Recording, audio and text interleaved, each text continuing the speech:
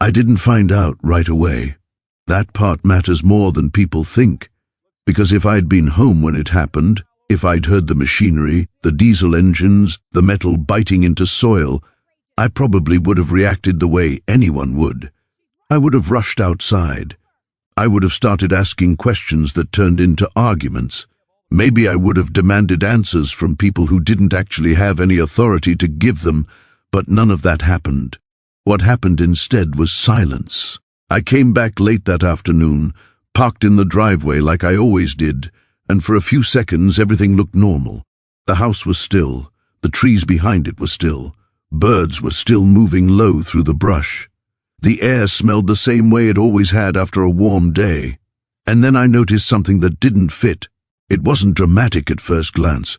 No flashing lights, no warning tape. Just a long, dark line cutting across land that had never had a straight edge before. Soil piled unnaturally on one side.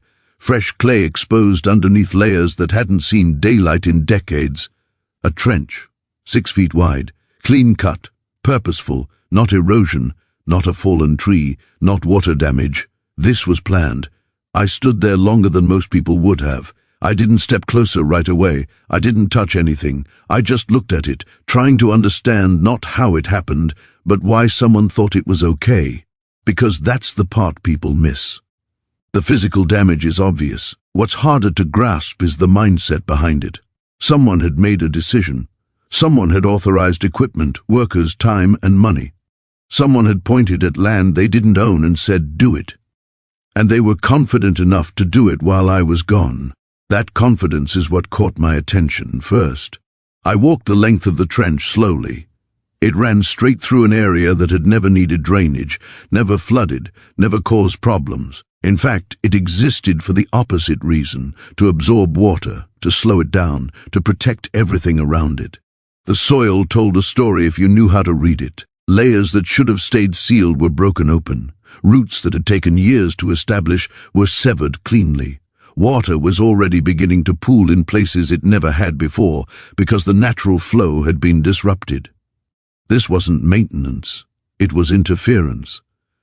Still, I didn't call anyone. I didn't take out my phone immediately. I didn't post pictures. I didn't confront neighbors. I went inside and sat down.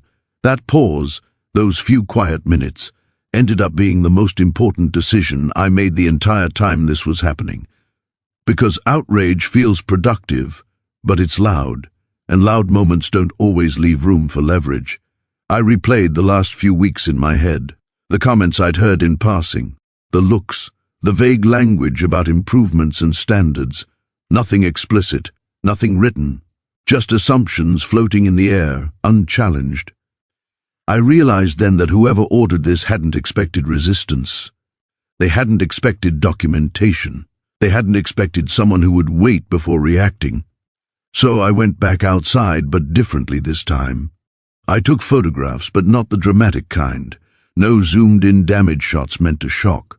Wide angles, reference points, trees, fence posts, natural landmarks. I noted where the soil had been deposited, how deep the cut was, where water was already changing course. I checked the weather. No storms, no emergency conditions, which meant this wasn't a response. It was a choice. I didn't speak to the workers because there were no workers left. That was intentional too. Whoever ordered it had timed it so the job would be done before questions could be asked. Efficient, confident, quiet. That's when I understood something important. This wasn't about the trench at all. The trench was just the visible part. What I was actually dealing with was someone who believed visibility equaled control, someone who thought land that looked unused was land that could be claimed, someone who assumed that if they acted decisively enough, no one would slow them down. And here's the thing, most of the time, that assumption works. Most people don't know exactly where their property lines are beyond what they mow. Most people don't know what's written into old plats or marginal notes, or environmental designations that predate modern developments. Most people see damage and argue about the damage instead of asking who had the right to touch the land in the first place. I didn't want to be most people, so I did nothing. For the rest of that day, I let the trench exist exactly as it was. I didn't try to fill it. I didn't try to block it. I didn't even put up tape. I wanted it preserved, not as damage, but as evidence, because evidence doesn't argue back. That night I slept better than you might expect, not because I wasn't angry, I was, but because anger had already been replaced by clarity. I knew this situation wasn't going to be resolved by confrontation.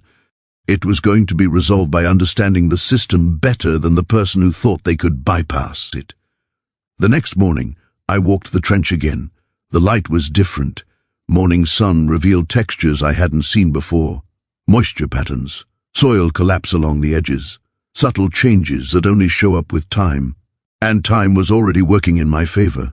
I realized then that the delay, my absence, my silence, my refusal to react immediately, had created a record, a before and after, a clean break in the timeline. No ambiguity. Whatever happened next would have to account for that. That's why I didn't start by asking who did this. I started by asking a different question entirely. Who thought they could? That question changes everything, because when you stop focusing on the act and start focusing on the authority behind it, the conversation shifts. Suddenly, it's not about aesthetics or preferences or opinions. It's about jurisdiction, about boundaries, about whether confidence alone is enough to move machines across land that doesn't belong to you. Standing there, listening to the morning sounds settle back in, I understood something else too. The trench wasn't the end of the story. It was the opening move, and whoever made it had no idea how much ground they had just exposed. The land didn't look the way it did by accident. That's the part that's hardest to explain to people who only see property as something to be cleaned up, flattened, or reshaped into something more predictable. What they saw as empty, or messy, or unfinished was actually the result of years of intentional restraint, of choosing not to interfere when interference wasn't needed, of letting systems that had existed long before the houses arrived continue doing what they were already good at. When I bought the property, I didn't buy it for square footage or resale value. I bought it because of what sat behind the house. A low stretch of land that dipped gently away from the yards, collected water during heavy rains, and released it slowly back into the soil. It wasn't flashy. There were no paved paths or manicured edges, but there was movement, quiet movement, water shifting, birds landing and lifting off, plants growing exactly where they needed to. It was land that knew its job.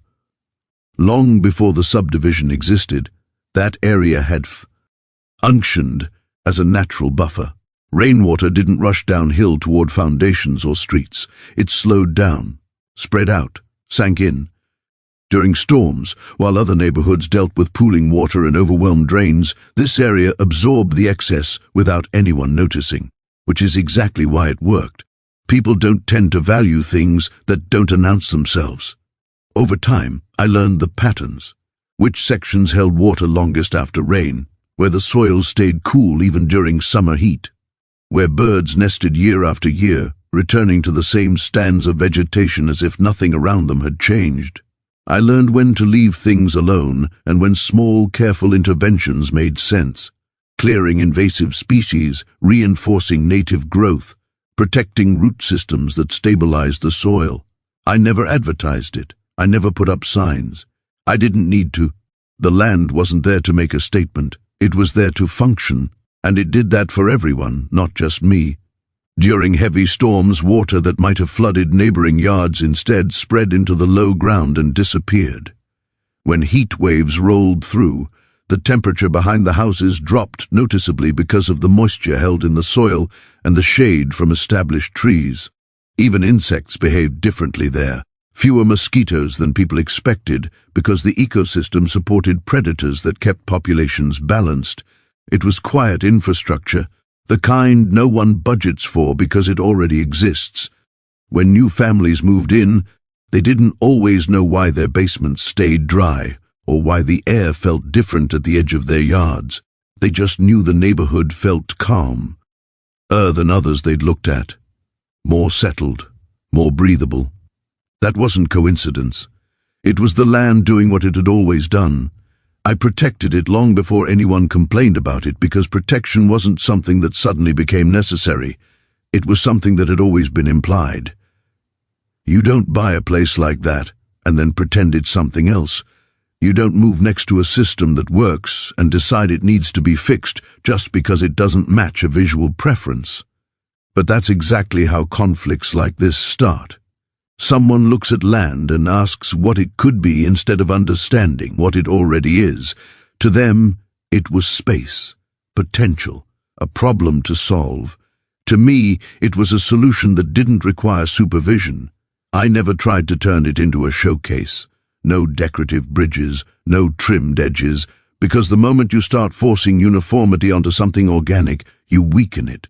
Systems like this rely on variation, on uneven ground, mixed plant heights, irregular water flow.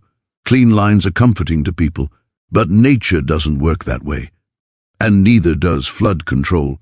The irony is that the very things people found unattractive were the things protecting them. The dense growth slowed runoff. The fallen leaves enriched soil that absorbed water instead of repelling it. The uneven terrain prevented channeling that would have turned heavy rain into fast-moving flow toward houses and streets. Most people didn't realize the trench they wanted was already doing the job for free. That's what made the whole situation so unsettling later. Not just the damage itself, but the misunderstanding behind it. The belief that control improves function. That intervention equals improvement. That natural systems are passive unless humans reshape them. They aren't. They're active all the time. They just don't ask permission. I had conversations over the years with neighbors who appreciated the land, even if they didn't fully understand it. They liked the wildlife, the quiet, the feeling that there was a boundary between the houses and whatever came next. Some of them told me they'd chosen their homes specifically because of that open space, because it made the development feel less crowded, less temporary. That mattered to me. Not because I needed validation, but because it reinforced something I already knew. The benefits weren't abstract. They were tangible, even if people couldn't always articulate them. The land wasn't mine in the way a lawn is mine. It wasn't something to dominate or redesign every season. It was mine in the sense that I was responsible for not breaking it. That responsibility doesn't come with drama. It comes with patience. Which is why, when people later framed it as neglect or stubbornness, it missed the point entirely. Neglect is absence. This was attention, just not the loud kind. The kind that watches, learns, and steps back. I didn't protect it because I was trying to make a stand. I protected it because removing it would have created problems that no one wanted to deal with later, problems that don't show up right away, problems that surface years down the line after soil compacts and water loses its path and the only solutions left are expensive, artificial, and permanent. The land existed the way it did because it worked, and that's a difficult argument to make in a world that prioritizes appearances over outcomes. When the HOA eventually noticed it, they didn't see decades of quiet service. They saw something that didn't match their idea of order, something that couldn't be controlled with rules or fines or schedules, something that resisted being simplified. That resistance was mistaken for defiance, but it wasn't defiance, it was balance, and balance doesn't announce itself until it's disturbed. That's why the trench mattered so much. Not because it was destructive, but because it revealed how little understanding had gone into the decision to dig it. It showed that whoever ordered it hadn't asked what the land did, who it served, or what would happen if it stopped doing that job. They saw a problem where there wasn't one. And in trying to fix it, they broke something that had been quietly holding the neighborhood together the entire time. The first time the HOA mentioned the land, it wasn't dramatic. That's important because people often imagine these situations starting with threats or official notices taped to doors. This didn't. It started casually, almost conversationally, the way assumptions usually do. A passing comment, a suggestion disguised as concern. Someone said it looked messy, not damaged, not dangerous, just messy. That word does a lot of work. It implies neglect without proving it. It suggests irresponsibility without naming a rule. It invites agreement because it sounds subjective, harmless, even reasonable. Messy isn't illegal. Messy is just inconvenient to look at. Soon after that came the second assumption. It's not maintained. That one's more pointed. Maintenance implies obligation. Obligation implies oversight. And oversight implies authority, even if no one has actually checked whether that authority exists. The tone was never hostile at first. It was confident, comfortable, like the conclusion had already been reached somewhere else, and this was just the process of catching me up to it. People spoke as if they were explaining something obvious. The land didn't match the rest of the neighborhood, therefore it needed to be addressed. It didn't conform to the visual standards outlined in the HOA handbook, therefore it must be non-compliant. No one asked what the land was designated for. No one asked why it existed in that form. They didn't ask because, in their minds, those questions weren't relevant. They believed they already knew the answer. That's how authority often enters the room, not announced but assumed. The third phrase came later, after enough quiet nods had stacked up to feel like consensus. We have authority. It wasn't said aggressively. It didn't need to be. It was stated the way people state facts they've never personally verified, but have heard often enough to trust. Like gravity, like policy, like something too embedded to question. We have authority over visible landscaping. We have authority to enforce standards. We have authority to act in emergencies. Each version sounded reasonable on its own. Together they formed a narrative that made intervention feel inevitable, necessary even. And once people believe intervention is necessary, they stop asking whether it's allowed. What struck me wasn't that they believed this. It was how little effort had gone into confirming it. No one brought documentation. No one cited boundaries. No one referenced original plats or exclusions or conditions attached to the development. They didn't need to, because the assumption carried its own momentum. Confidence substituted for verification. I listened more than I spoke. That unsettled some people. Silence often does.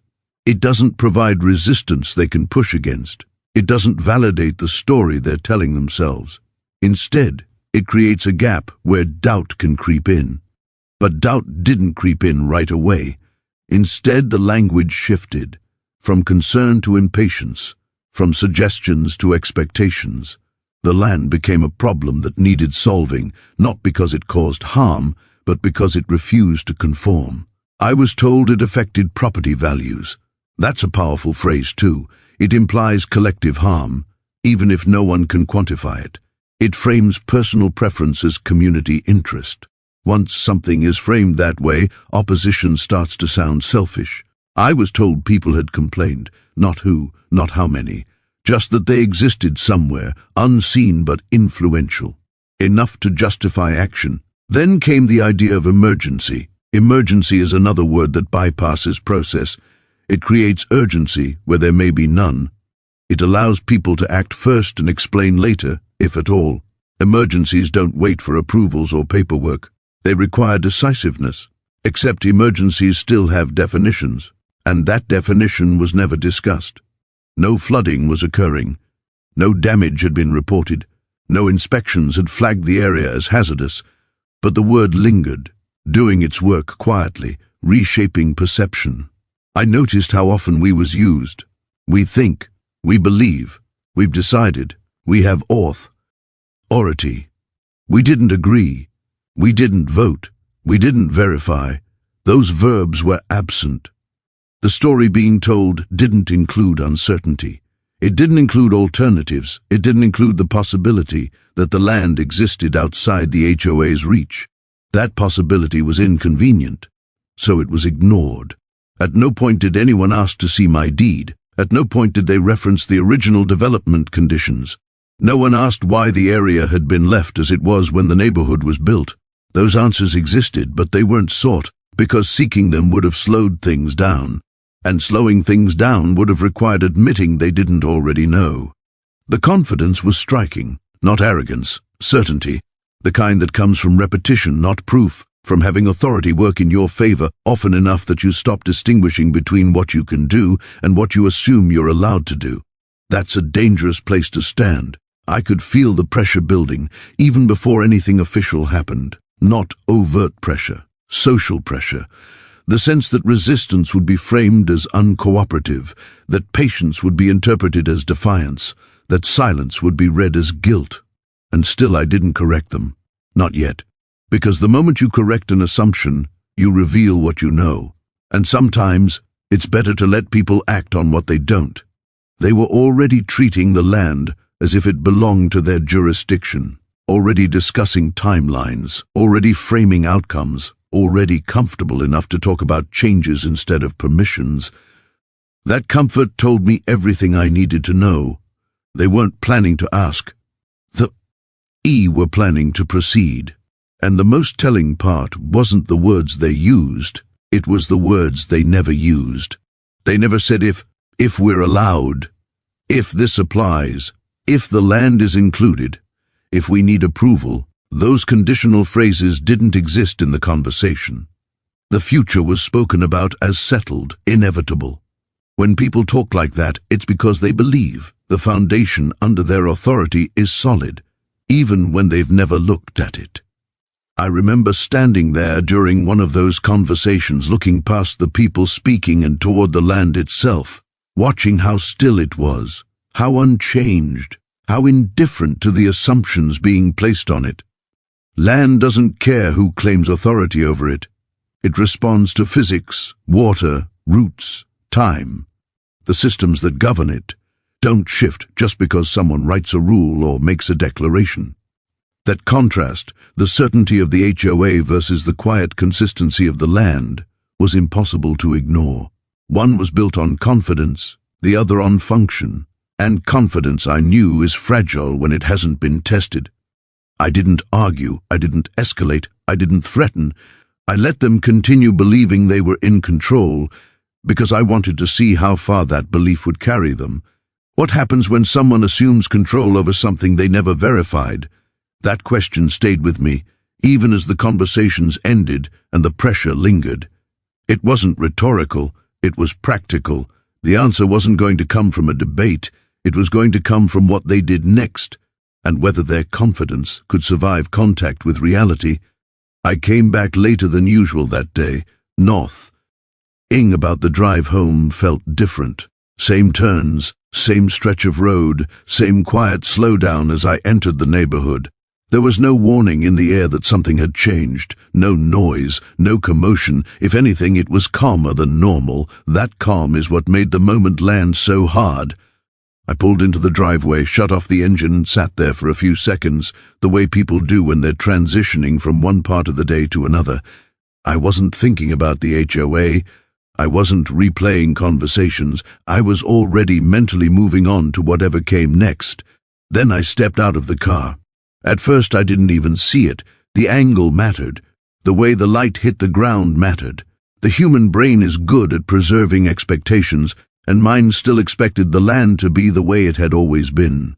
It was only when I walked a few steps closer, far enough for the line to break the pattern, that my brain stopped trying to reconcile what it thought it knew. There was a trench, not shallow, not uneven, not something that could be explained away as erosion or runoff. This was deliberate, straight, wide, cut deep enough that the soil profile was exposed in layers, each one telling a story that shouldn't have been interrupted. For a brief moment, I actually looked around to see if I was mistaken, as if changing my position would change what I was seeing. It didn't. The trench ran across the land like a decision that had already been finalized, 6 feet wide, long enough that you couldn't pretend it was localized damage. Fresh soil piled to one side, still damp, still holding the shape of the machine that had moved it. This hadn't happened slowly. Hadn't happened naturally. This hadn't happened by mistake. That realization didn't arrive with anger. It arrived with clarity. Accidents leave messes. This left in tension. I walked closer, careful where I stepped. The edges were sharp, recently cut, roots exposed mid-growth, severed without hesitation. Some were thick, old, the kind you don't encounter unless you're digging deeper than you need to. I knelt down and touched the soil. It was cool underneath, warmer on top. The moisture gradient was wrong now. The water that used to spread evenly would move differently, faster in some places, pooling in others. You don't need emotion to understand damage like that. You need experience. And experience told me this wasn't maintenance. This wasn't a misunderstanding. This wasn't someone doing their best with limited information. This was someone acting with confidence. Confidence that they wouldn't be challenged. Confidence that whoever owned the land either wouldn't notice or wouldn't matter. That confidence is what made it a point of no return. I stood there longer than I realized, tracing the path of the trench with my eyes, trying to determine where it started, where it ended, what it was meant to accomplish. There were no markings, no permits posted, no signs explaining the work, no evidence of oversight, just the aftermath. That absence said more than any explanation could have. I didn't raise my voice. There was no one to raise it at. I didn't call out. I didn't rush back to the house to grab my phone and record a reaction. I felt the moment for what it was. This wasn't about disagreement anymore. It was about action that couldn't be undone. I ate briefly about all the conversations that had come before this, the casual comments, the assumptions, the way authority had been spoken about as if it was self-evident. And then I understood that those conversations hadn't been negotiations at all. They'd been rehearsals. The trench wasn't a response to resistance. It was the execution of a plan that had already moved past the question of permission. That's a sobering realization, because it reframes everything. You stop asking how to fix the relationship and start asking how to respond to the violation. I walked the length of the trench slowly, not pacing, not rushing, observing. Every few steps I stopped and looked at the soil, the plants, the way water had already begun to change its behavior along the cut. This wasn't theoretical damage, it was active, ongoing. Still, I didn't touch anything. I didn't try to block water flow. I didn't push soil back in. I didn't place barriers or flags, because instinct tells you to fix things. Strategy tells you to preserve them. And that's when the shift happened. That's when I stopped arguing and started documenting. I took out my phone, not to record myself, but to capture the land as it was now. Wide shots first, context, reference points, trees that had existed long before the trench, now intersected by it. Natural markers that showed scale and location without interpretation. Then closer shots, soil layers, root damage, standing water beginning to form where it never had before.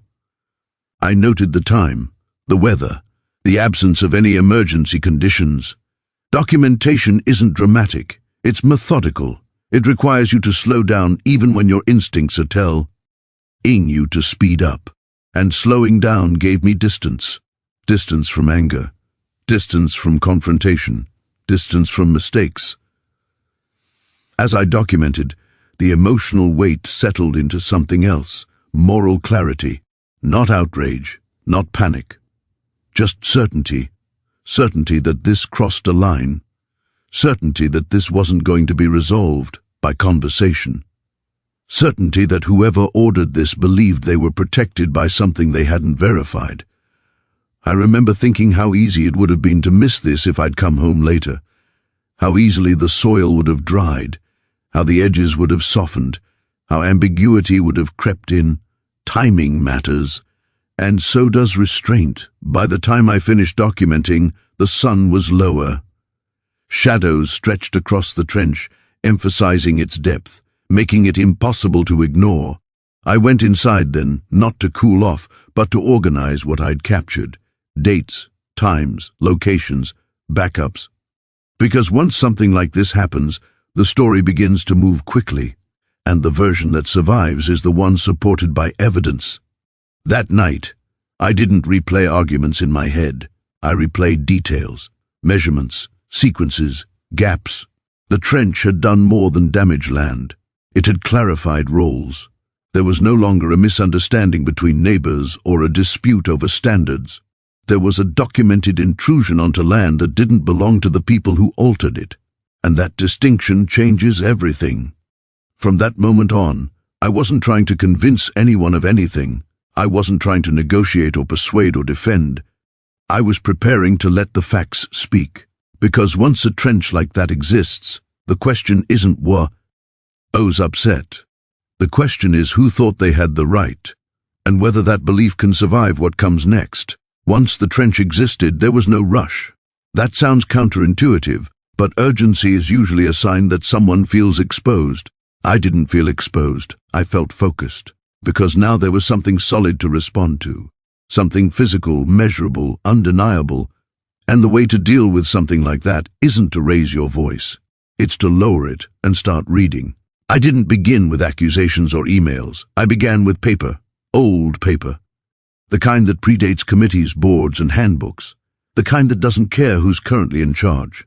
I pulled out the original closing documents first, not because I expected them to answer everything, but because they establish a baseline. What exactly did I buy? What exactly was described, not summarized, not interpreted, described? The deed language was specific, almost boringly so. Boundaries drawn with reference points that no longer exist unless you know how to find them.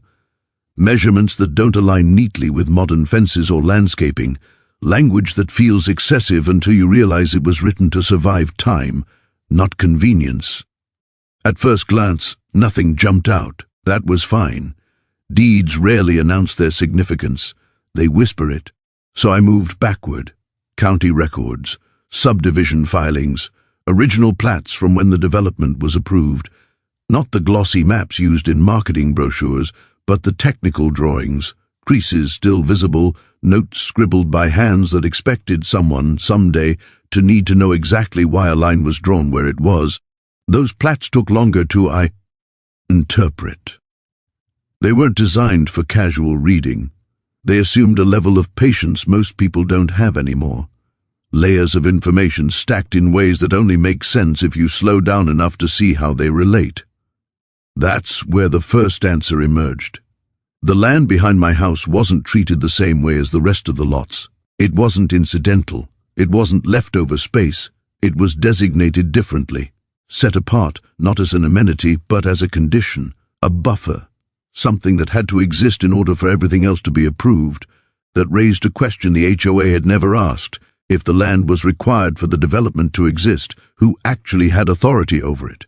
I didn't jump to conclusions. I kept going. Next came environmental records, not recent ones, archived ones, assessments done before construction began, surveys that identified water flow patterns, soil types, vegetation zones, dry documents, dense language, the kind people skim until they hit a signature and stop. Those documents answered another question. The land wasn't just designated differently, it was protected differently, not because someone liked it, because it performed a function the rest of the development depended on. Drainage, absorption, mitigation. Without it, approvals wouldn't have been granted. Without it, the neighborhood wouldn't have been built the way it was. That was significant. But significance doesn't equal clarity. Not yet. So I followed the trail further back. Meeting minutes, planning commission notes, conditions attached to permits, the administrative history of the place, recorded in fragments spread across years and departments. That's when I noted something subtle, a reference in the margin of one document, not highlighted, not emphasized, just a note, written smaller than the rest, attached to a boundary line most people would assume was standard. It referenced an exclusion, not temporary, not conditional, permanent. The land wasn't subject to the same governance structure as the rest of the subdivision. It never had been. The HOA's authority stopped short of it, not because of oversight, but by design. That one note answered a question the HOA had been confidently answering wrong for years, but it raised another one. If this exclusion existed, why didn't anyone notice it? The answer was uncomfortable but simple, because no one had looked. They'd relied on summaries, on assumptions, on the idea that if something is visible, it must be governed. If it's nearby, it must be included. If it doesn't look special, it must not be. They'd never traced authority back to its source. They'd never checked the foundation. And the more I read, the clearer that became. The HOA documents themselves, bylaws, covenants, enforcement provisions, were written broadly. They spoke in generalities, common areas, visible landscaping. community standards, language designed to be flexible. Flexible language works until it runs into fixed boundaries, and fixed boundaries were exactly what this land had. Each document I reviewed didn't deliver a dramatic reveal. It did something better. It narrowed the scope. It constrained the narrative. It removed wiggle room. The HOA hadn't just overstepped. They'd stepped into a space they had never been invited into. Still, I didn't present this information. I didn't forward scans or highlight passages. I didn't correct anyone publicly, because this wasn't about proving I was right. It was about understanding how wrong they were, and how exposed that made them. I organized everything chronologically, not by importance, but by sequence. What was decided first? What depended on what? Which approvals hinged on which conditions? That sequence told its own story. The land existed as it did because regulators had insisted on it. Developers had agreed to it. Builders had built around it. Homebuyers had benefited from it. Somewhere along the way, memory faded. Paper didn't. That's when I realized something else the HOA hadn't checked. They hadn't checked what would happen if the land stopped functioning. They hadn't checked downstream impacts, liability, responsibility. If the buffer failed, who answered for it? Who mitigated flooding? Who absorbed the cost? The answer, inconveniently, wasn't me, and certainly wasn't them. That's the quiet power of documentation. It doesn't shout. It just waits. It allows people to walk confidently in the wrong direction until they've committed too far to turn back easily. By the time I reached the end of the file stack, I wasn't surprised, more. I was composed. The trench hadn't weakened my position. It had clarified it. The HOA thought authority came from visibility, consensus, and repetition, from saying we have authority often enough that no one asked to see it. But authority doesn't work that way. It comes from origin, from conditions, from notes in margins that outlast boards and precedents and confident assumptions. And that's when I understood how this would unfold. Not quickly, not loudly, but inevitably. Because once you uncover the paper trail, you don't need to argue, you just need to let people discover, too late, what they never bothered to check in the first place. Once the paper trail was clear, the next step wasn't confrontation. That surprises people. They expect a letter, a demand, a warning, some kind of dramatic assertion of rights. But those things still operate inside the other person's frame. They assume the conflict is about control, or ego, or winning an argument. This was about permanence. The trench had already done what arguments never could. It had altered the land in a way that triggered consequences. Physical ones, environmental ones, legal ones. And the smartest response wasn't to undo that alteration as fast as possible. It was to understand what it made possible. I didn't retaliate. Retaliation burns energy and creates noise. It feels satisfying in the moment, but it shortens the story. It turns something structural into something personal. I wasn't interested in personal. I was interested in irreversible. So instead of asking how to push back, I asked a different question. Given what's already been done, what's the most defensible next? Move. The answer wasn't obvious unless you understood how land protection actually works. Not in theory, but in practice. Not slogans or signs, but mechanisms. Trees mattered. Not symbolically, not aesthetically, functionally.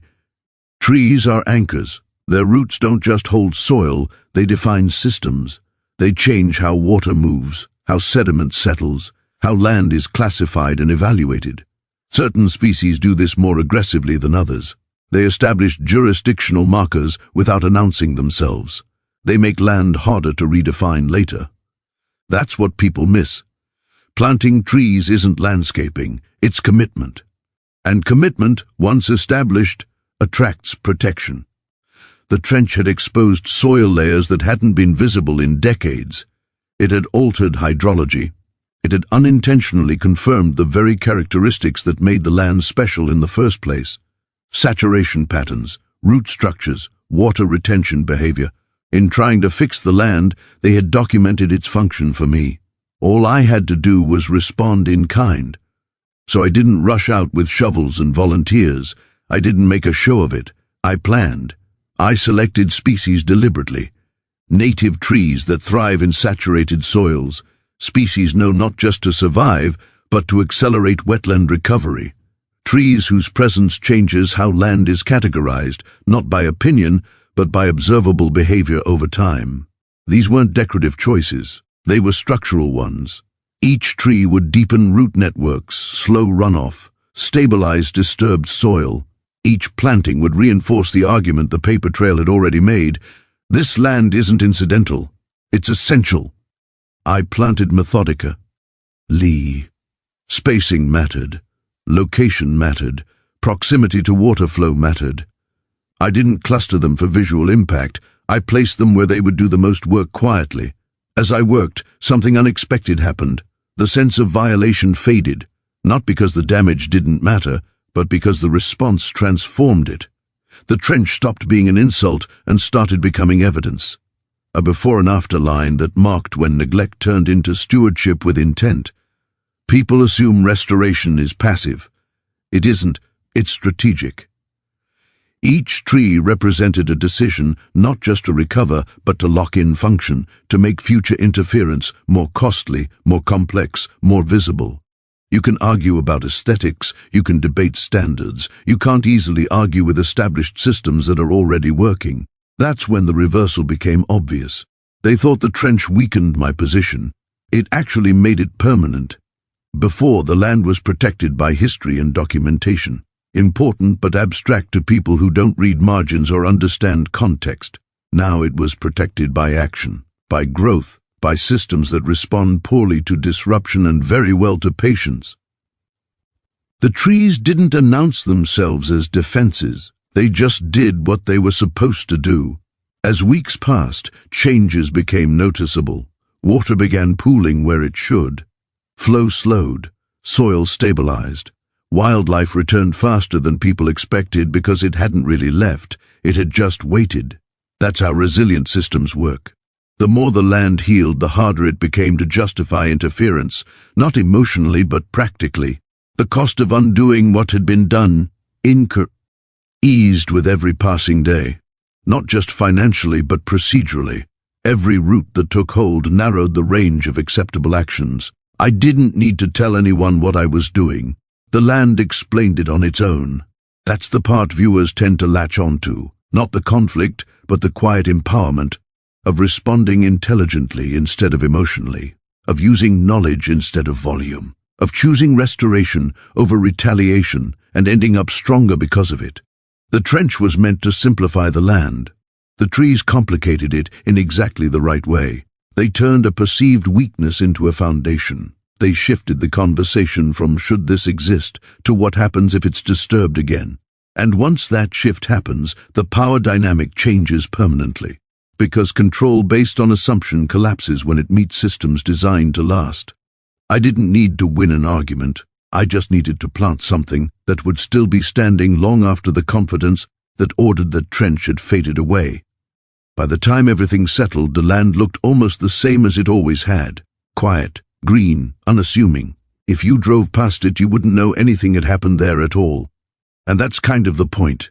Because the real story wasn't about a trench or an HOA or even the trees. It was about how easily something can be crossed when people stop asking questions, and how quietly it can be protected when someone finally does. After the trench was dug, things didn't explode the way people expect these stories to explode. There were no shouting matches in the street, no dramatic confrontations at board meetings, no viral clip of someone losing their temper. What happened instead was almost boring. The machines left, the dirt settled. The HOA sent a brief notice that framed the trench as corrective maintenance, and then nothing. For a while it felt like they assumed the story was over simply because they decided it was. But something had changed, not outwardly, not yet. What changed was the pace.